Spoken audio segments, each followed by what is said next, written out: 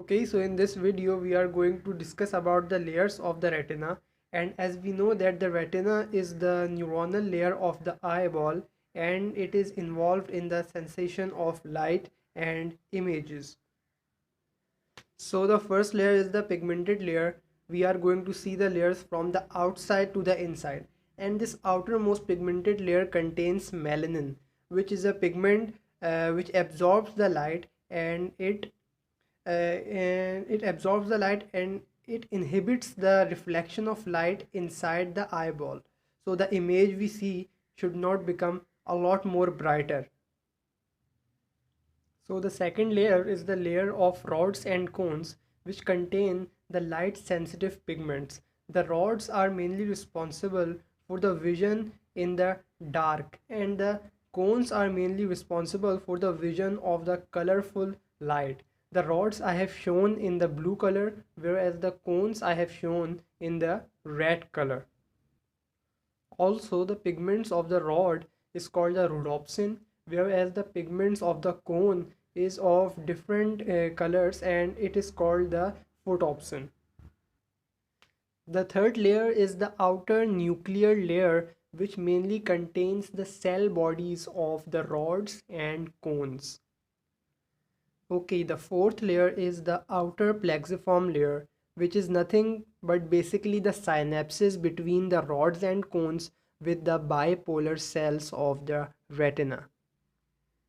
Then we have the inner nuclear layer, which basically just contains the cell bodies of the bipolar cells. The important thing to remember is that at the level of outer plexiform layer, there are some specialized horizontal cells. The horizontal cells are shown in green. These horizontal cells are the mainly inhibitory cells, and they inhibits the lateral spread of the neuronal signals. These horizontal cells are very important in recognizing the contrast images of different colors. So the visual contrast and the contrast colored images is determined in the outer plexiform layer and is mainly controlled by the laterally inhibiting horizontal cells, which are shown in green color. Another important thing is that the rods and the cones at the synaptic ends of the bipolar cells releases the neurotransmitter glutamate. Now these bipolar cells will either directly synapse with the ganglion cells or they will synapse with the amacrine cells, which are shown in the red. Either way, these synapses and this layer of synapses of the bipolar cells with either amacrine cells or the ganglion cells is called as the inner plexiform layer. The next layer is the layer of ganglionic cell bodies, and the layer next to it is the layer of the optic nerve fibers, which will eventually be forming the optic nerve. And at last, we have the limiting inner layer.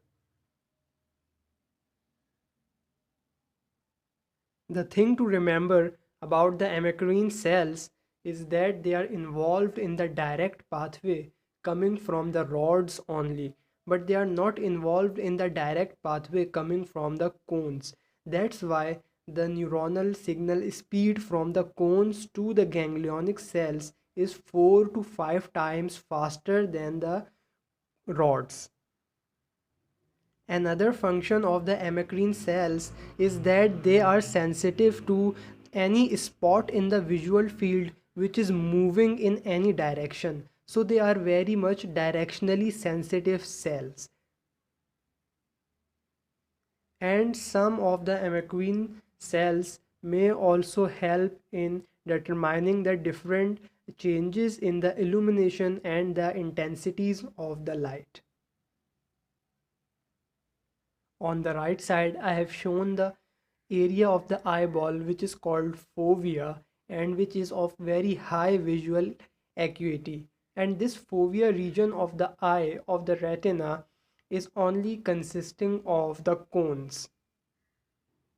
Another thing you can appreciate in the foveal region is that each cone is having synapse with only one bipolar cell, whereas in rest of the retina it is not the case. This is the reason that this fovea have a very high visual acuity and a very high sense of the visual scenes. And also there is no amacrine cells involved in the direct pathway of the cones. That's why the signals from the fovea and also from anywhere from the cones is 4 to 5 times faster as compared to the rods. As we move peripherally from the foveal region of the retina, there is an increase in the number of rods. That is all about the layers of retina. Thank you so much.